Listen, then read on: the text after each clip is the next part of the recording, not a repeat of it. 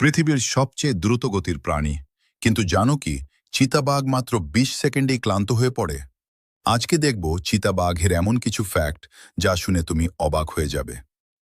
পৃথিবীর সবচেয়ে দ্রুতগতির প্রাণী চিতাবাঘ ১১০ থেকে ১২০ কিলোমিটার প্রতি ঘন্টা গতিতে দৌড়াতে পারে।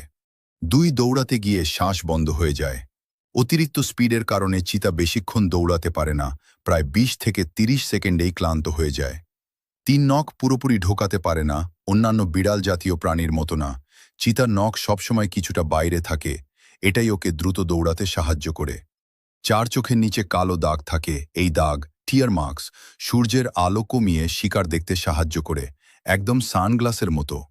পাঁচ গর্জন করতে পারে না, সিংহ বা বাঘের মতো গর্জন করতে পারে না চিতা, ওরা শুধু চিৎকার বা চির ধরনের শব্দ করে।